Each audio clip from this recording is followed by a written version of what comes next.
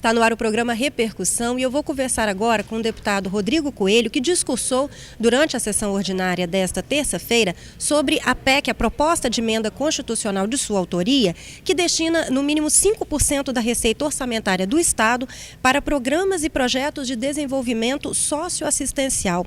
Deputado, qual o impacto desta PEC para a sociedade? O senhor, ela está propondo destinar no mínimo 5% realmente ou 5%?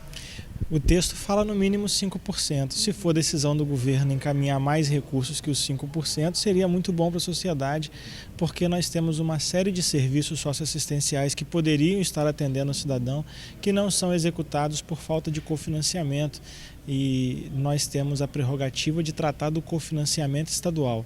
O Sistema Único de Assistência Social preconiza que o Ministério do Desenvolvimento Social, o governo federal, através do Ministério, tem a responsabilidade na comissão intergestora tripartite, que é uma reunião entre o ministro, os secretários de Estado e os secretários municipais, de pactuar a política, ou seja, de fazer a sua elaboração e o cofinanciamento, mandar recursos para que os municípios possam executá-la.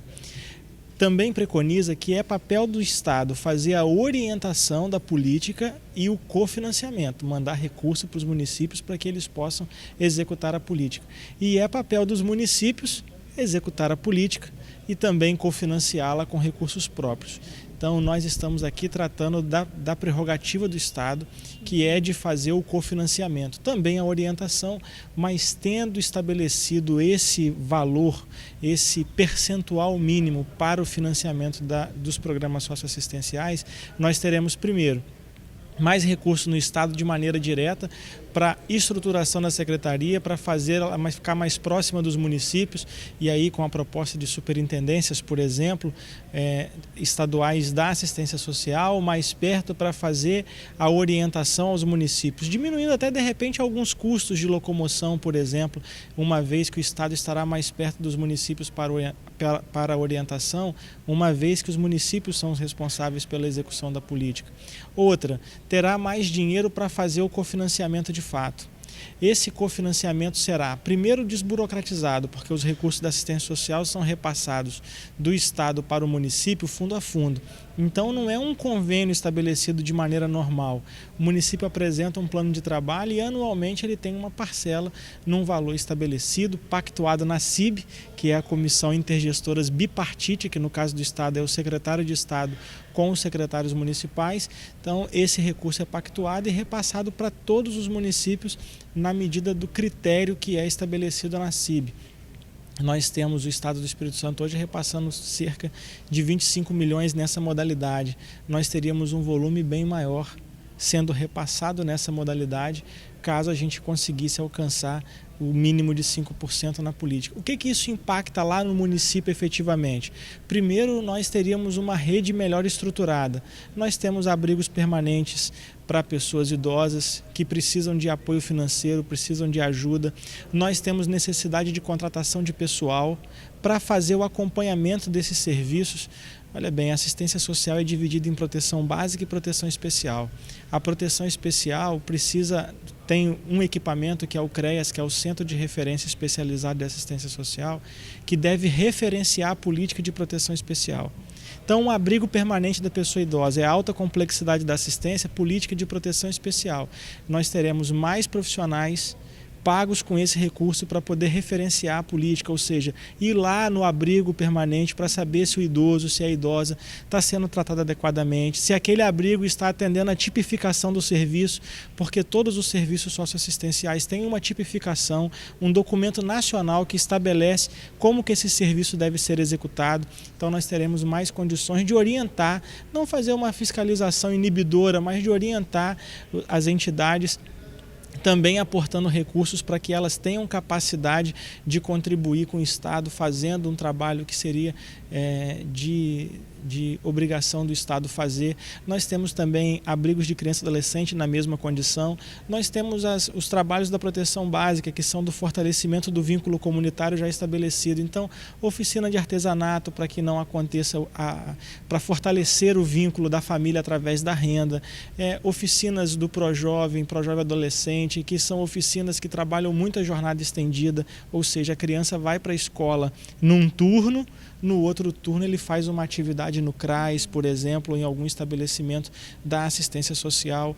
Nós temos os benefícios eventuais que em atitudes de calamidade, em eventos de calamidade, nós podemos usar recursos da assistência social para compra de telhas, para compra de colchões, para compra de cestas básicas, eventualmente, para as famílias pobres que não têm condição, o auxílio funeral, o auxílio natalidade, quando mães muito pobres ganham os seus nenéns, tem um auxílio natalidade da assistência social, aquelas que realmente precisam desse auxílio para conseguir dar as condições mínimas para aquela criança crescer saudável. Então tem uma série de serviços que poderiam ser estabelecidos novos. Por exemplo, no Espírito Santo nós temos pouquíssimas experiências do programa Família Acolhedora, que é um programa que visa a uma criança ser arrancada da família por conta de uma violência que aconteceu dentro da própria família, ao invés dela ser encaminhada para um abrigo, ela ser encaminhada para uma família institucionalizada que receberia uma bolsa para ela cuidar daquela família, uma bolsa em dinheiro para cuidar daquela criança.